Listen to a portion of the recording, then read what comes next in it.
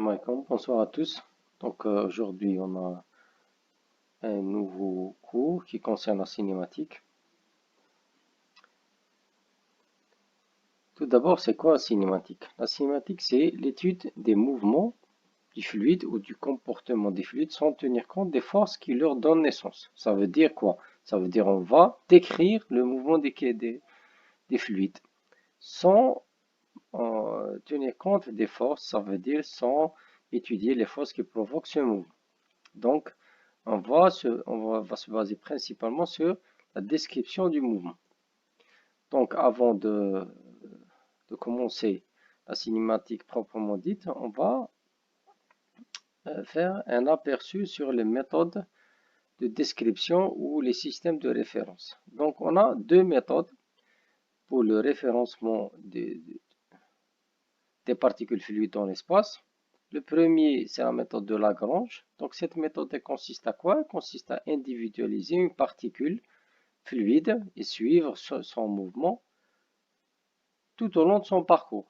Donc, on procède pour la cinématique d'un point matériel, c'est-à-dire qu'on exprime les coordonnées des points M de la masse fluide en fonction du temps et de la position initiale. Ça veut dire on va individualiser chaque particule du fluide et on va suivre son mouvement et de voir ce qui se passe tout au long du mouvement.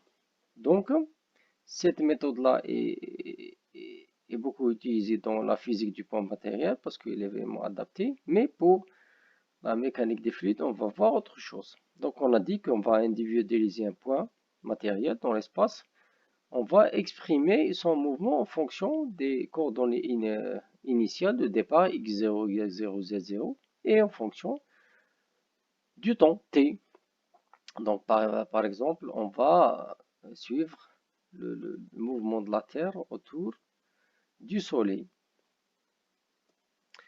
La deuxième méthode qui est beaucoup plus adaptée à la mécanique des fluides, c'est la méthode de l'air. Donc, dans cette méthode, on ne va pas individualiser un point, mais on va délimiter une section de contrôle ou un volume de contrôle et voir ce qui se passe dans cette section de contrôle. Ça veut dire on ne va pas s'intéresser aux coordonnées du point, ça veut dire aux coordonnées spatiales du point, mais on va plutôt s'intéresser au champ de vitesse et champ d'accélération. Ça veut dire dans une section d'écoulement, qu'est-ce qui se passe comme vitesse, qu'est-ce qui se passe comme accélération. Donc, cette méthode-là est beaucoup plus adaptée à la mécanique des fluides parce que dans la mécanique des fluides, on travaille avec les particules fluides qui sont des particules infiniment petites. Donc, comme je vous ai dit la dernière fois, donc dans la mécanique des fluides, on travaille toujours de l'infiniment petit et on va vers l'infiniment grand. Donc, l'infiniment petit, c'est la particule liquide, c'est le filet liquide, c'est la ligne de courant qu'on va voir par la suite pour atteindre les écoulements, les conduites d'eau, etc., etc.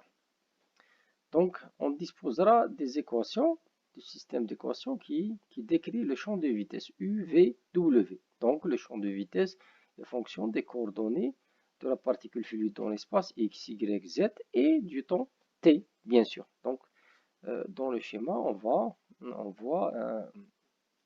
un dispositif qui est une roue d'une pompe. On voit le champ de vitesse des particules liquides à l'intérieur d'une pompe. Ensuite, on va voir quelques définitions qui sont très utiles dans la cinématique. La première, c'est la trajectoire. C'est quoi la trajectoire? La trajectoire, c'est la ligne que forme la particule liquide tout au long de son mouvement. Ça veut dire la ligne formée par les positions successives de la particule fluide depuis son départ T0 jusqu'à son arrivée Tn. Donc, si on va suivre cette particule liquide, elle va nous dessiner une trajectoire qui traduit le mouvement de cette particule fluide dans l'espace. On va voir, nous, en la mécanique des fluides, on s'intéresse beaucoup plus à la ligne de courant, qui traduit le flux, la ligne de flux, le flux de fluide. Donc, c'est quoi une ligne de courant? Donc, une ligne de courant est définie comme étant une ligne en chacun de ces points, le vecteur vitesse est tangent à cette ligne, à un instant considéré. Donc, en chaque point de cette ligne, la vitesse de la particule fluide, elle est tangente. Si elle est tangente, ça veut dire que la dérivée de la fonction de cette ligne au niveau d'un point considéré est égale à l'orientation du vecteur vitesse. Donc, mathématiquement parlant, on va dire par exemple que dy dx est égal à v sur u. dy dx est égal à v sur u. Si par exemple, on va prendre un exemple très simple pour démontrer la ligne de courant. Donc si on a une balle qui est située à une certaine hauteur, h, on va lâcher cette balle. Donc la balle, elle va avoir une trajectoire qui est une trajectoire verticale. Elle va avoir aussi une vitesse qui est une vitesse verticale. Donc la balle a commencé à démarrer à un instant t ayant une énergie H0, l'énergie initiale. Ensuite, tout au long de son parcours, elle perd de l'énergie potentielle et elle gagne de l'énergie cinétique. Donc, ce vecteur-là est non seulement le vecteur trajectoire, mais c'est aussi le vecteur qui représente la direction de la vitesse. Donc, la vitesse est perpendiculaire à la ligne d'énergie et c'est ce qu'on va voir, c'est ce qu'on cherche, la perpendicularité entre les lignes de courant et les lignes d'énergie qui nous donnent le flux fluide. Donc, si on va prendre une infinité de lignes de courant, ça veut dire une ligne de courant à côté d'une autre, à côté d'une autre, à côté d'une autre, infiniment. Qu'est-ce qu'on va trouver? On va trouver une surface de courant. Si on considère que cette surface s'appuie sur une courbe C, elle s'appuie sur une courbe C. Si la courbe C, elle est circulaire, elle est fermée, qu'est-ce que la surface? De fait, elle est fermée. Donc, on va obtenir ce qu'on appelle un tube de courant. Si le tube de courant est rempli de fluide à l'intérieur, on a un filet de courant ou un filet liquide. Donc, ce qui nous intéresse ici, c'est de commencer de l'infiniment petit qui est la ligne de courant pour arriver à l'infiniment grand qui est d'une conduite d'écoulement qui peut être assimilée à un filet liquide. Donc, les lignes de courant sont très utilisées, surtout dans les infiltrations dans le sol, l'hydraulique souterraine, etc. Le comportement, l'écoulement autour des obstacles, c'est très utile de comprendre comment déterminer ces lignes de courant et comment travailler avec. Donc, comme on a dit, la ligne de courant, c'est une ligne où en chaque point, le vecteur vitesse est tangent de cette ligne, à cette ligne. Donc, pour des différentes positions, M1, M2, M3, le vecteur vitesse est tangent. Maintenant, on va voir la ligne d'émission. La ligne d'émission, en hydraulique, on utilise rarement, mais c'est très utilisé, surtout dans les études d'impact d'environnement. Donc, par exemple, on a une cheminée d'une usine qui dégage un gaz, des vapeurs, etc. Donc, si on prend un point de la cheminée, on va mettre un marqueur au niveau de ce point. Chaque particule qui passe par ce marqueur va être colorée en rouge ou en orange ici. Qu'est-ce qu'on va trouver? Après un certain temps, on va voir une ligne rouge ou orange dans le ciel. Cette ligne, qu'est-ce qu'elle décrit? Elle décrit l'ensemble des particules fluides qui sont passées par un point déterminé de la cheminée. Donc ça, c'est la ligne d'émission. Donc en étudiant la ligne d'émission, on peut avoir une idée sur l'étendue d'une pollution, par exemple, engendrée par des fumées dégagées par une cheminée d'une usine, par exemple. Donc la ligne d'émission est autre que la trajectoire. On peut voir que cette particule ici a une trajectoire différente. Elle peut avoir une trajectoire différente, mais elle appartient toute à une ligne d'émission. Cette ligne d'émission a une même source qui est le point E situé au niveau de notre cheminée. Donc, qu'est-ce qu'on a vu comme définition? On a vu les systèmes de référence système d'Euler et système de Lagrange. On a vu que le système le plus adapté à la mécanique des fluides, c'est le système d'Euler. On a vu aussi des définitions très importantes qui sont les définitions de la ligne de trajectoire, la ligne de courant et la ligne d'émission. Maintenant, on va voir un principe très important en mécanique des fluides et en hydraulique, c'est le principe de continuité. Donc, en résumé, l'hydraulique s'articule sur trois principes de base. Le premier principe, c'est le principe de continuité. Ça veut dire le principe de conservation. Le deuxième, c'est le principe d'énergie. Et le troisième, c'est le principe de quantité de mouvement. On va commencer par le principe de continuité. Si on a, par exemple, une conduite qui se situe entre deux sections 1 et 2. On a une quantité de fluide qui va entrer par la section 1, une autre quantité de fluide qui va sortir par la section 2. Donc, il y a continuité si la masse, le débit massique, pardon, qui entre par la section 1 est égal au débit massique qui entre par la section 2. Donc, ça veut dire, si c'est égal, ça veut dire il n'y a pas d'accumulation au niveau de ce volume de contrôle, il n'y a pas de déperdition aussi, il n'y a pas de perte. Donc le volume de contrôle il est rempli, donc le débit massique qui entre est égal au débit massique qui sort, c'est le principe de continuité. Donc si on considère qu'on a par exemple une conduite télescopique de diamètre différent, si on a un débit massique qui entre, le débit massique c'est quoi? C'est la masse volumique fois le débit volumique. Le débit volumique c'est quoi? C'est la section fois la vitesse. Donc, masse volumique à section 1, vitesse 1 est égale masse volumique 2, section 2, vitesse 2. Si on considère que le fluide est incompressible, ça veut dire la masse volumique 1 est égale à la masse volumique 2. Donc, il n'y a pas de compressibilité. Les deux masses volumiques sont égales. On peut les simplifier. Donc, on obtient que le débit qui entre dans la section 1 est égal au débit qui sort par la section 2. Donc, c'est le principe de conservation de débit. Donc, on a commencé par conservation du débit massique. On est arrivé, si le fluide est incompressible, par la conservation du débit volumique. Donc ici, si la section diminue, automatiquement la vitesse augmente. Donc parce qu'il y a un produit, il y a une égalité à respecter. D'accord? Donc maintenant, on va voir comment peut-on développer une équation différentielle de continuité en trois dimensions. Donc, soit le repère cartésien x, y, z, on a un parallélépipède A, B, C, D, E, F, G, H. Donc, ce parallélépipède, c'est un parallélépipède fluide. Donc, on considère que le parallélépipède se situe au milieu d'un flux, d'un mouvement fluide quelconque.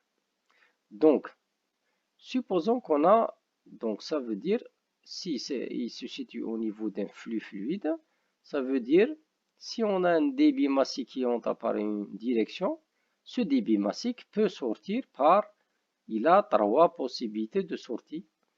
Donc, soit par XY, par X, ou par Y, ou par Z, ou par XYZ, ou par YZ, ou par XY, etc., etc. Donc, l'important ici, c'est que le flux qui entre à l'intérieur du parallélépipède sera forcément égal au flux qui sort. Donc, le gain de masse, l'accumulation de masse à l'intérieur du parallélépipède doit être égal à 0. Donc, il n'y a pas d'accumulation à l'intérieur.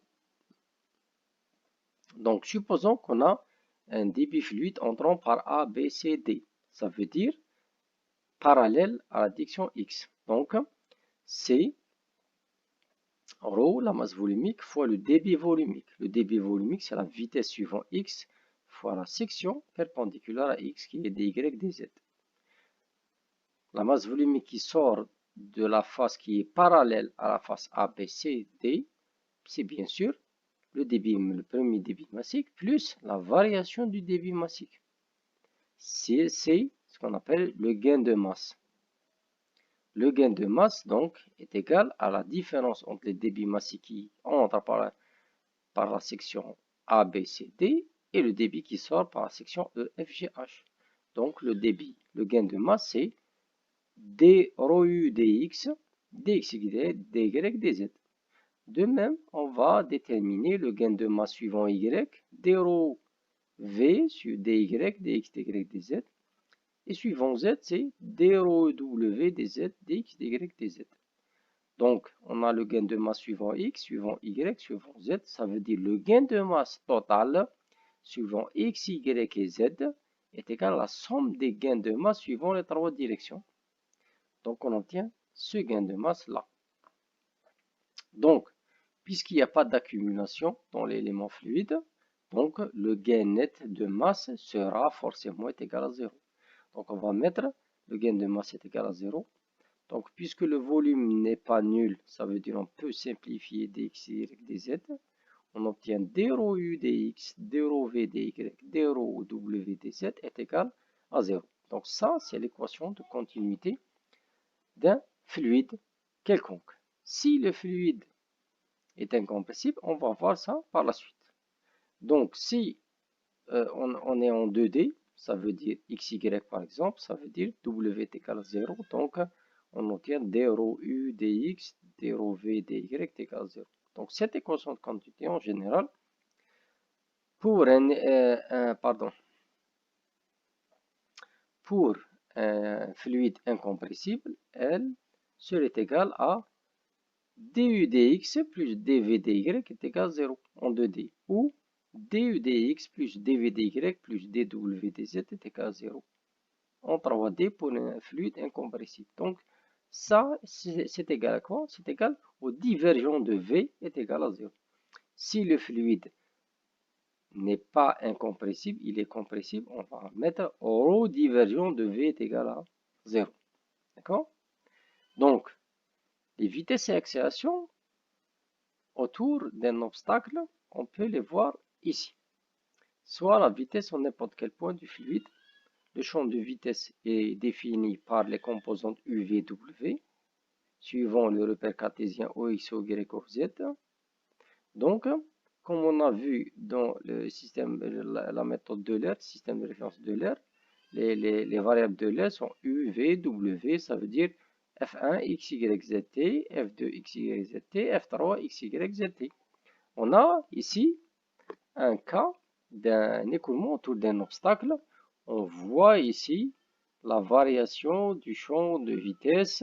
Donc, v est égal à racine carrée de u carré plus v carré plus w carré. C'est le module du vecteur vitesse au niveau de n'importe quel point du flux.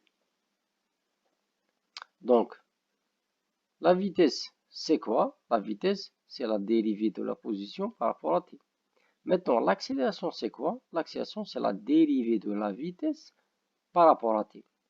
La dérivée totale de la vitesse par rapport à t. Donc, on va voir par la suite que dans la mécanique des fluides, l'accélération n'est pas seulement une entité cinématique, c'est aussi une entité dynamique parce qu'elle décrit la masse par unité de la force par unité de masse. On a vu dans l'équation de Newton, la somme des forces est égale à la masse fois l'accélération. Donc les forces sont égales à une masse fois l'accélération. Donc les forces divisées par la masse sont égales à l'accélération. Ça veut dire que en réalité, dans la mécanique des fluides, on considère que l'accélération est aussi une force par une unité de masse. Donc, l'accélération AX est égale du dt, la dérivée totale de u par rapport à t, puisque u, c'est une fonction de x, de y et de z, et ainsi aussi de t.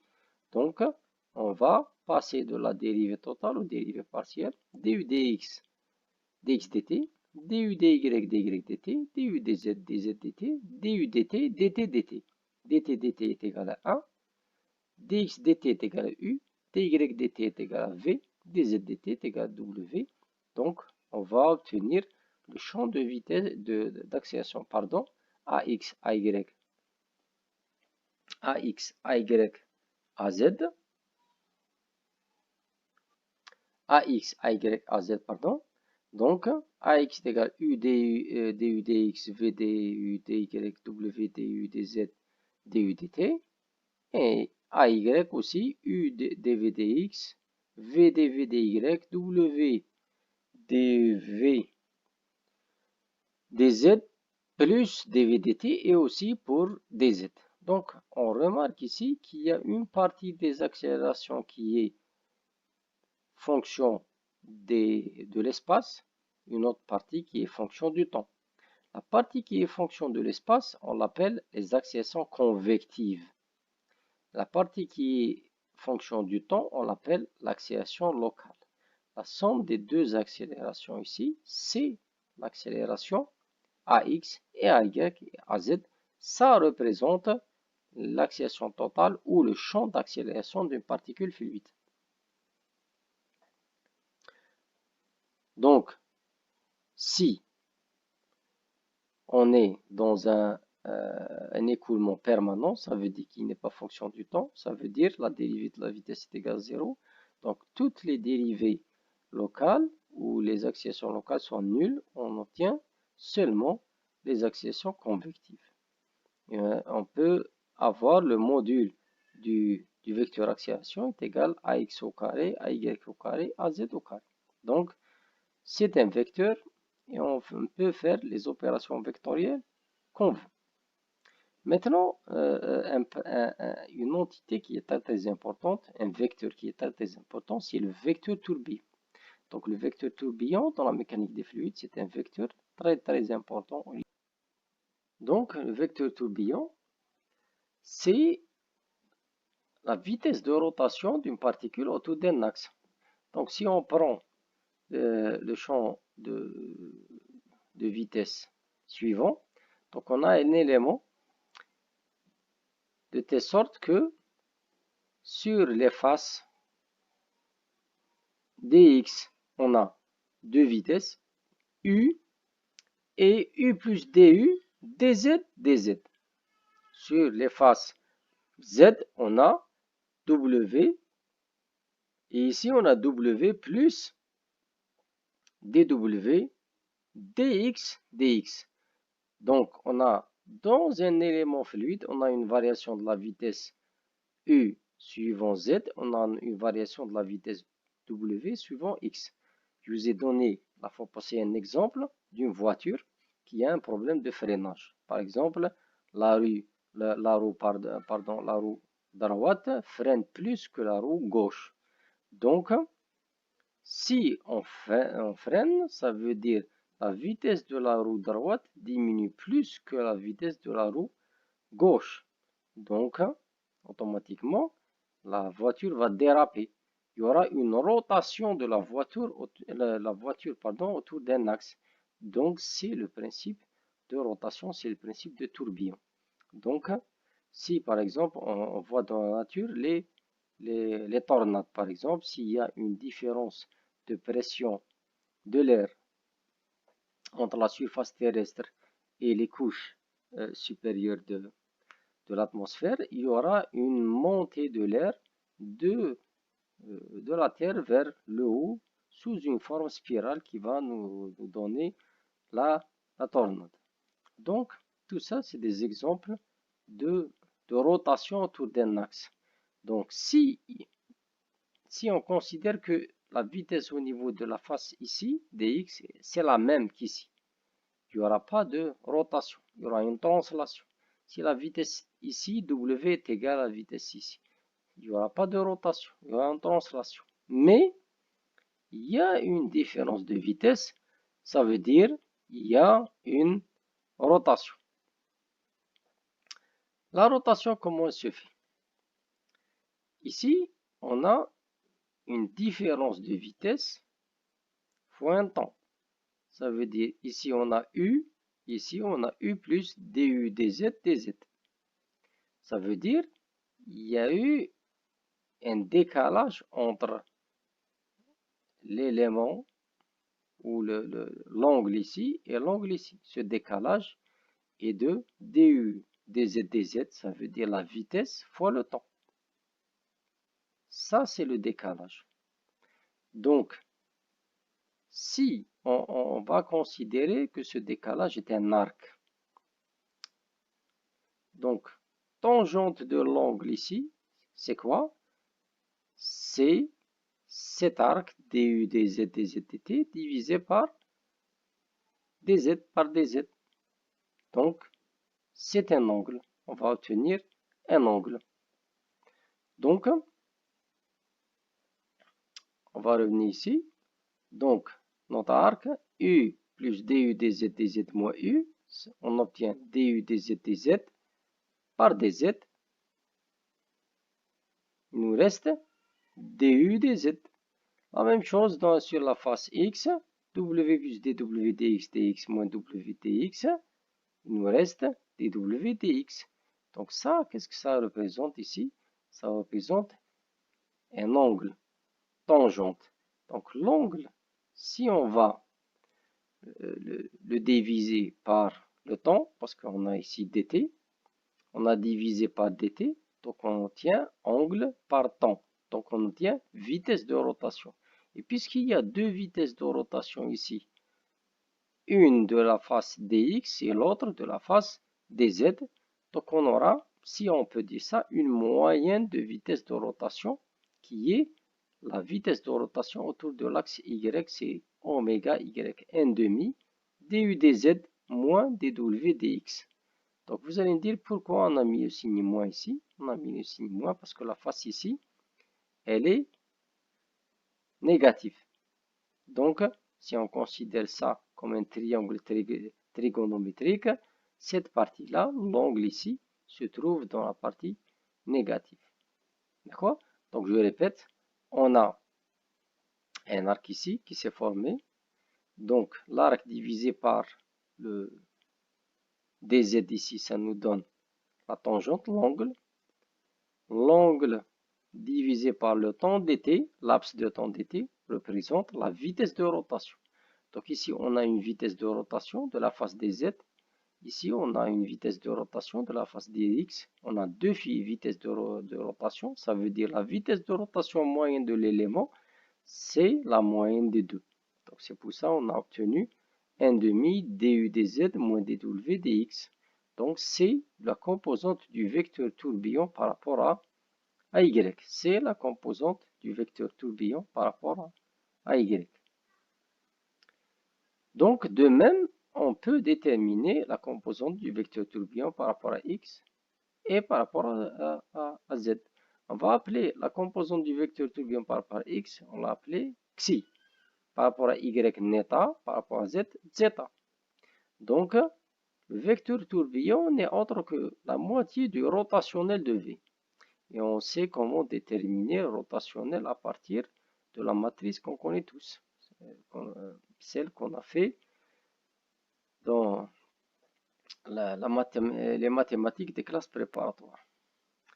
Donc ça, c'est le vecteur tourbillon. Donc, on va passer au théorème de Stokes. Le théorème de Stokes dit que le flux du vecteur tourbillon à travers une surface, ça veut dire le flux qui balaye une surface S quelconque ouverte, est égal à la circulation du vecteur vitesse le long du contour C. Ça veut dire la circulation, le mouvement du vecteur vitesse tout au long d'un parcours qu'on va appeler le parcours C. C'est pour ça qu'A est égal à l'intégrale de S de oméga y dx dy. On peut le dire que c'est intégral de C u dx plus w dz. On va voir cela quand on va s'approfondir dans les lignes de courant. Donc pour les écoulements irrotationnels, il n'y a pas de rotation, ça veut dire qu'A est égal à 0 puisque le vecteur tourbillon est égal à 0. Donc maintenant on va passer à un paramètre ou des fonctions qui sont des fonctions très importantes en mécanique des fluides. La première fonction c'est la fonction de potentiel. La deuxième fonction c'est la fonction de courant. Donc la fonction de potentiel c'est quoi? Potentiel. Potentiel ça veut dire une entité. De cette entité vient le champ de vitesse. Elle génère le champ de vitesse. Ça veut dire le champ de vitesse UVW c'est moins la dérivée de cette fonction phi par rapport à x. Cette fonction phi, en réalité, c'est quoi? C'est le potentiel, c'est l'énergie. Donc, pourquoi on a mis le signe moins? Parce qu'on sait que avec le mouvement, l'énergie diminue. C'est pour ça, on est sûr que la dérivée de cette entité dφ dx est négative. Donc, on fait le signe moins. On peut ne pas mettre aussi. Donc, on peut avoir que le champ de vitesse v est égal à moins gradient de phi. Donc, phi, c'est la fonction de potentiel. Dans ce cas, c'est un écoulement à potentiel de vitesse. Donc, si la fonction de potentiel existe, l'écoulement est dit un écoulement à potentiel de vitesse ou un écoulement potentiel. Les lignes ou les surfaces de même potentiel sont appelées équipotentielles. Donc si on va regarder l'équation de continuité, du dx, dv dy, dw dz d'un fluide incompressible, et si on remplace u, v, w en fonction de phi, qu'est-ce qu'on va obtenir? On va obtenir l'équation de Laplace. L'équation de Laplace, phi est égal à 0. Donc si la fonction phi satisfait l'équation de Laplace, on peut dire que c'est un cas possible d'écoulement des fluides incompressibles. Donc l'équation de Laplace peut être écrite sous la forme divergente du gradient de V est égal à 0. Donc la fonction de potentiel, si elle satisfait l'équation de Laplace, on dit que c'est un cas possible, ça veut dire elle satisfait l'équation de continuité, donc on dit que c'est un cas possible d'écoulement de fluides incompressibles. Pour les deux, maintenant, pour le vecteur tourbillon, on va prendre xi, c'est la composante du vecteur tourbillon autour de x est égale à 1 demi dw dy moins dv dz. Si on remplace w et v en fonction de phi, on va obtenir que d2 phi dz dy moins d2 phi dz dy. Donc bien sûr, on a obtenu d2 phi dy dz. Puisqu'on considère que la fonction phi c'est une fonction continue dans l'espace considéré, ça veut dire d2 phi dy dz est égal à d2 phi dz dy. Donc, on obtient que d2 phi dz dy moins d2 phi dz dy est égal à 0. Ça veut dire, si la fonction de potentiel existe, automatiquement, le fluide est un l'écoulement, pardon, c'est un écoulement irrotationnel. De même pour les deux autres composantes, xi, neta et zeta. Donc, si la fonction de potentiel existe, la deuxième propriété, c'est automatiquement on a un écoulement irrotationnel. Donc, si la fonction de potentiel existe, l'écoulement est irrotationnel. Deuxième, si la fonction de potentiel satisfait l'équation de Laplace, c'est un cas possible d'écoulement permanent des fluides incompressibles. Donc, on a ici des exemples, les lignes de potentiel phi et les lignes de courant qu'on va voir psi qui sont perpendiculaires pour un cas circulaire ou pour un cas rectiligne. Fonction de courant, on a dit que la ligne de courant, c'est une ligne en tout point, le vecteur vitesse est tangent à cette ligne. Ça veut dire dx u, dy sur v est égal à dz sur w. En 2D, on peut dire dx sur u est égal à dz sur w. On peut dire que u dz moins w dx est égal à 0. C'est l'équation différentielle d'une ligne de courant. Maintenant, si on considère une fonction qui va décrire cette ligne de courant, une fonction psi, cette fonction psi est de telle sorte que u, le vecteur vitesse suivant x, est égal à d psi sur dz. Ça veut dire n'importe quelle, la dérivée de cette fonction psi par rapport à n'importe quel axe va nous donner la vitesse sur l'axe qui vient à 90 degrés dans le sens des aiguilles d'une montre. On peut avoir l'inverse. C'est une question de signe seulement et de référence. Donc, si on remplace dans l'expression de la ligne de courant, on va obtenir d psi dz plus dz fois dz, pardon, plus d psi dx dx est égal. Ça, c'est quoi? La somme des dérivées partielles nous donne la dérivée totale. Et la dérivée totale est égale à 0. On compare avec les deux. Regardez. ici. Donc, dψ est égal à 0. Donc, ça veut dire psi est égal constant. Ça veut dire pour chaque ligne de courant, la fonction psi est égale à constant. Donc, on va l'appeler fonction de courant psi. C'est elle qui va décrire les fonctions de courant. La même chose si on travaille sur les axes x, z. Pardon. Ouais, c'est ça. Bon. Si on remplace dans l'équation de continuité du dx plus dw dz, l'équation de continuité en 2D, on va obtenir d de psi dx dz moins d de psi dz dx, puisque la fonction psi est considérée comme une fonction continue, donc d de psi dz dx est égal à d de psi dx dz est égal à 0. Donc ici, si la fonction de courant psi existe, c'est un cas possible d'écoulement d'un fluide incompressible. Donc, c'est l'inverse de la propriété de la fonction de courant. Maintenant, on va voir dans le cas du vecteur tourbillon, un état est égal à 1 demi du dz moins dw dx. On va remplacer uw en fonction de psi, on va obtenir 1 demi laplacien de psi. Donc ça veut dire quoi? Ça veut dire si la fonction psi satisfait l'équation de Laplace, c'est un cas, l'écoulement est irrotationnel. Donc voici les deux propriétés de la fonction de courant. Si psi existe, c'est un cas possible d'écoulement des fluides incompressibles. Dans le premier cas de l'équation de la fonction de courant, si la fonction de potentiel satisfait l'équation de Laplace, c'est un cas possible d'écoulement incompressible. Donc, regardez que c'est l'inverse. Et cette inversalité est due à quoi? Est due au fait que les fonctions de courant phi et psi, pardon, et les fonctions de potentiel phi sont perpendiculaires. Si la particule se déplace entre deux lignes d'énergie de potentiel psi, elle va parcourir le chemin énergétique le plus court. Et le chemin énergétique le plus court, c'est le chemin qui est perpendiculaire aux deux lignes de potentiel. C'est pour ça les lignes psi et les lignes phi sont des lignes perpendiculaires. Cette condition, on appelle la condition d'orthogonalité de Cauchy-Riemann. Condition d'orthogonalité de Cauchy-Riemann. Donc, on termine le cours ici. Et la prochaine fois, on va faire des exercices détaillés concernant tout ce qu'on a fait en cinématique. J'espère que j'étais clair et que vous avez acquis un certain nombre de connaissances en ce qui concerne la cinématique, qui est une partie très importante de la mécanique des fluides et de l'hydraulique. Donc, avec le souhait de vous voir très prochainement, je vous salue. Merci.